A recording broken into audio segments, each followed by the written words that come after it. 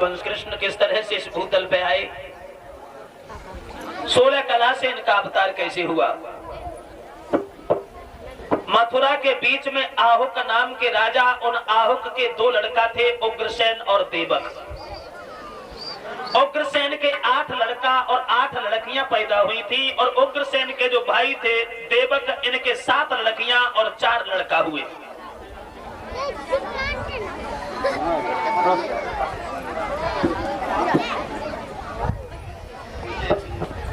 तो ये कंस उग्रसेन से पैदा नहीं हुआ। उग्रसेन की पत्नी पवन रेखा के साथ में दुर्मिलिक नाम के राक्षस ने छल किया था, और उस राजा बलवान होगा जिससे देवता भी डरेंगे। स्त्री में ब्रेक नहीं तो उसका पता ही नहीं कहां तक पहुंचे, यानी ब्रेक पहुंचे, गड्ढा में चिंता दबा देता है। अन्याय है ये। उग्रसेन से कहा, महाराज इस तरीका से हम तुम्हारे शासन में जी नहीं सकेंगे। तुम्हारा लड़का हम लोगों को तंग किए है, तंग। उग्रसेन कहने लगे, माफ कीजिए, हम समझाएंगे। बेटा कंस, शर्म की बात है, तुम एक राजा के लड़का हो। राजा का लड़का प्रजा के साथ इस तरीका से अन्याय करेगा तो राज्य चौपट हो जाएगा मेरे लाल। हो सकता है भगवान ने तुम्हें बुद्धि नहीं दी। जो रिश्ता शेर और बन का होता है, वही रिश्ता राजा प्रजा का होता है। शेर शरीर के घमंड में आकर के पन को उजाड़ दे तो उसका शरीर कहां छुपेगा। कंस कहने लगा, पिताजी राजनीति क्या है, राजनीति के बारे में मैं जानता हूं। आप न बोलें, हम जो कुछ कर रहे हैं अच्छा कर रहे हैं, करेंगे वो भी अच्छा करें। उग्रसेन कहने लगा, कंस आखिर में तुम हमारा पुत्र हो, हमारा खून हो, खून। अगर तुमने हमारी बात नहीं मानी, एक दिन गौरी के 3 बिक जाओगे, तुम समझ गए। कंस कहने लगा, समझ गए। क्या समझ गए? हम समझ गए कि बुढ़ापे में तुम्हारी बुद्धि भी राज्य चलाने के लायक नहीं रही। सभा के बैठे हुए दोस्तों, देख रहे हो पिताजी के ऊपर बुढ़ापा है, कमजोरी होने के नाते बुद्धि भी साथ छोड़ गई इनका।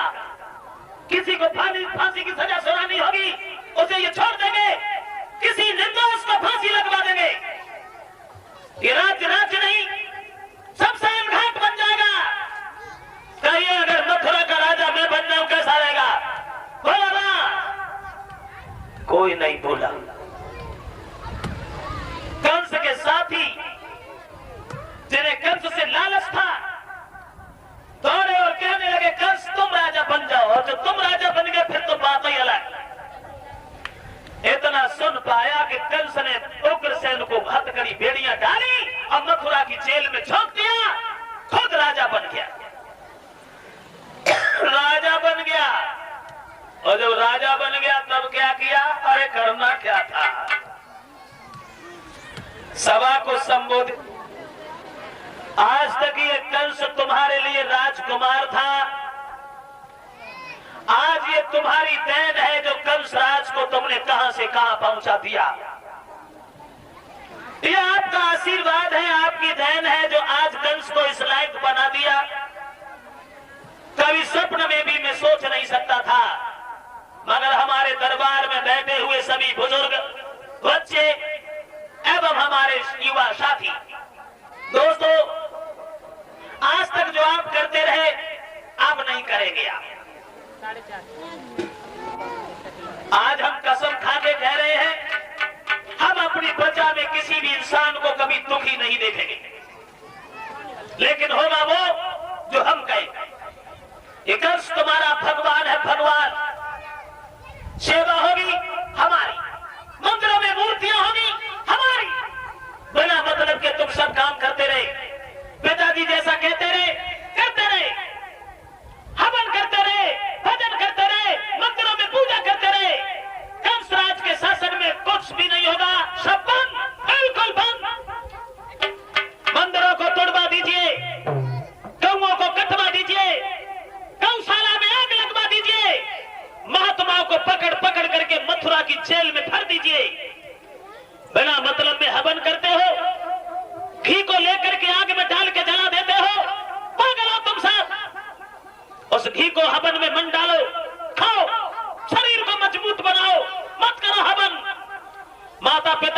बूढ़े हो जाए, बिना मतलब में रोटी मत खवाओ, उठा करके नाले में फेंक आओ। वही होगा जो हम कहेंगे हम मथुरा के भगवान हैं, भगवान। फिर क्या था?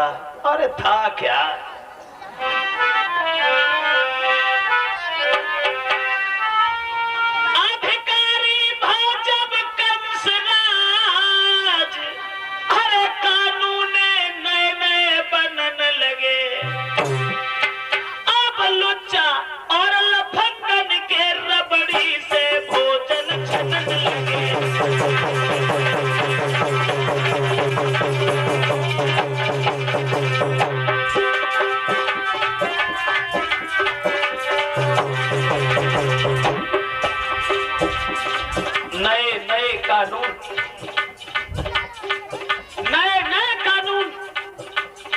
कानून जब बनाए, गौशाला कहीं जल रही है, देवालय कहीं टूटते हैं, पड़ती है मार ब्राह्मण पे ऋषियन के माथ फूटते हैं।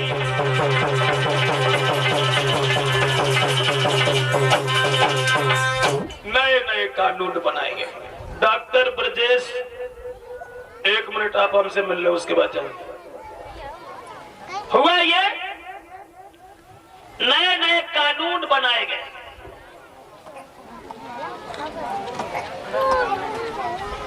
कंस भरे दरबार में कहने लगा, देख लिया तुम लोगों ने, है राज्य चलता है ऐसे, कैसे चलता है? जैसे मैं चलाता हूं। गौशाला में आग लगवा दी गई, देखो कितनी तेजी से चल रही है, कितना अच्छा लग रहा। मंदिरों को तोड़वा रहे हो तुम लोग, बहुत अच्छा कर रहे हो। कैसा रहा बताओ ना? हमारे शासन में सुखी हो कि पिता के शासन में सुखी थे? एक कहने लगा, महाराज मैं कुछ कहना चाहता हूँ। निसंकोच कहो, तुम लोगों की सुनने के लिए तुम पैदा हुए हैं। क्यों पैदा हुए बताओ? जवाब दिया, महाराज मैं केवल इतना कहना चाहता हूँ, गरीबों का सम्मान तुम्हारे पिता के शासन में था, लेकिन अब गरीबों की आत्मा छोड़ी जा रही है, गलत बात है। इस बात से हम बहुत दुखी है। कंस कहने लगा, अकेले तुम दुखी हो और तो कोई दुखी है नहीं, और हमने कसम खाई है कि हम किसी को दुखी नहीं देखेंगे, क्योंकि हृदय इतना कोमल है।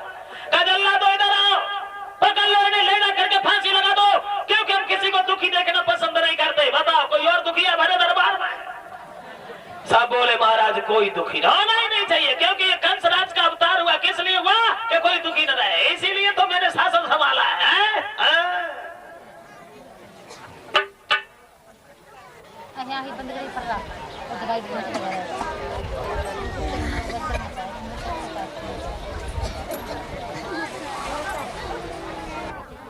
किसी की हिम्मत नहीं पड़ती जो अपने मन का कोई विकार, कोई दिल की बात कंस से बोल सकता।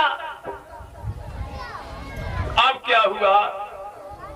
कंस ने सोचा अब तो हमें शादी करनी, अब शादी कहां से करें? कंस ने सुन लिया मगध के राजा जरासंध हैं, और जरासंध के 2 लड़कियां हैं, अस्थि और प्राप्ति। हमें उन दोनों लड़कियों के साथ शादी करनी है। अस्थि प्राप्ति 2 लड़कियां, जवान, सुंदर, बहुत सुंदर है दोनों, चंद्र बदन उजियारी, पर घूमे घर में पुआरी।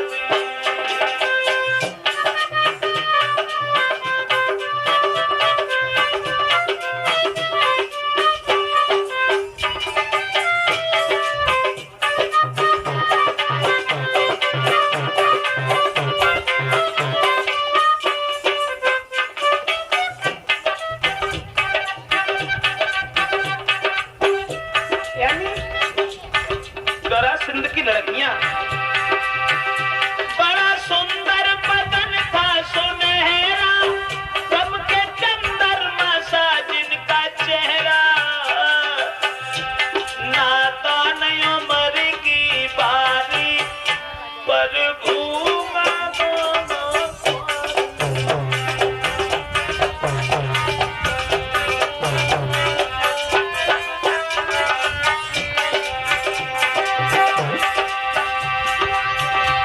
घर में जब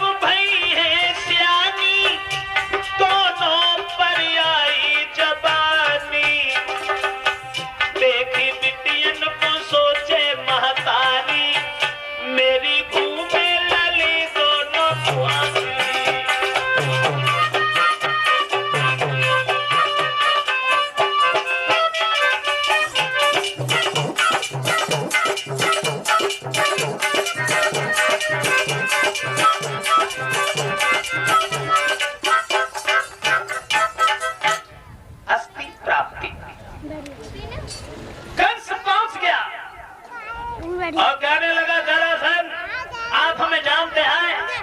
हाँ, आप मथुरा के अधिकारी हैं। अधिकारी नहीं, भगवान, भगवान, मथुरा का भगवान भोजराज कंस। क्या बोला?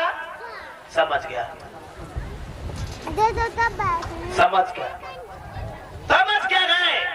हमने सुना है तुम्हारे घर में 2 लड़कियां हैं जवान, और दोनों के साथ हम शादी करने के लिए आए, आपका क्या विचार है? जरासंध कहने लगा, कंसराज इस तरीका से शादी नहीं होती जैसे तुम कह रहे हो। समझिए, मतलब है हमारी एक शर्त है। जरासंध बोला, हमारे घर में कुबलिया पीड़ नाम का एक हाथी है, और उस हाथी में 10,000 हाथियों का बल है। बेटी का विवाह उससे होगा जो हमारे हाथी को युद्ध में हरा देगा। कंस कहने लगा, इसका मतलब ताकत अनबरे हो? बोला, हाथी को कहा है वो छोड़ दो मेरे ऊपर। कुबलिया पीड़ हाथी को कंस के सामने छोड़ दिया। हुआ क्या? अरे हाँ ना, क्या था? लड़ाई। अरे कंसराज और हाथी मेरे फिर टटकी भाई लड़ाई।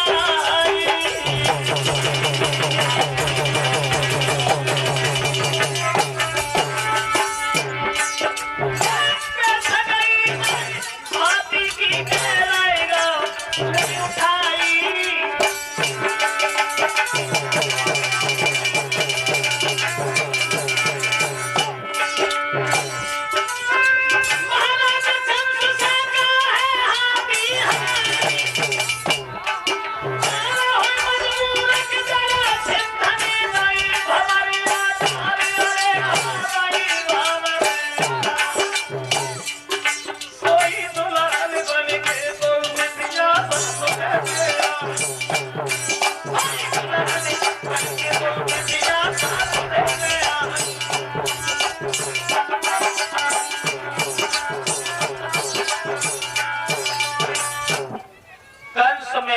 और कुबलिया पीड़ हाथी में लड़ाई। हाथी हार गया, कंस के साथ दोनों बेटियों की शादी हो गई।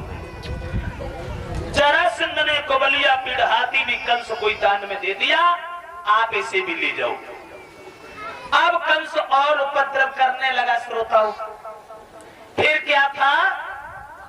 पृथ्वी गाय का रूप धारण करके ब्रह्मा के सामने रोई। सब देवता विष्णु भगवान से आराधना करते हैं। भगवान विष्णु आवाज लगाते हैं, देवताओं अगर हमें बुलाना चाहते हो तो तुम सब भूतल पे पहुंचो, हम आ रहे हैं पृथ्वी का भार हटाने के लिए, आ रहे।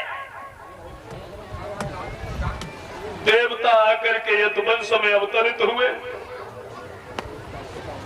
सुखदेव जी ने बताया कि कंस के घर में जो 15 बहनें थी दोस्तों, 15, और कंस की 8 सगी बहनें थी, 7 चाचा की लड़कियां थी। 15 बहनों में कंस सबसे ज्यादा अपने चाचा की सबसे छोटी लड़की देवकी को मानता था, और देवकी 7 बहनें थी, और 7 बहनें वसुदेव को ही ब्याही गई। वसुदेव के 18 स्त्रियां थी। कौन थे वसुदेव? हम आपको बता दें, ये वसुदेव जो थे बटेश्वर के रहने वाले थे, और सूरसेन के लड़का थे। 10 भाई थे वसुदेव। अपने भाइयों में वसुदेव ही सबसे बड़े थे। कंस कहने लगा, बहनों ही वसुदेव, 6 बहनें तो हमारी हैं ही तुम्हारे लिए, तुम्हारी आदत से हम बड़े खुश हैं। रह गई हमारे चाचा की छोटी लड़की देवकी, जिस देवकी की भी शादी हम तुम्हारे साथ करना चाहते हैं।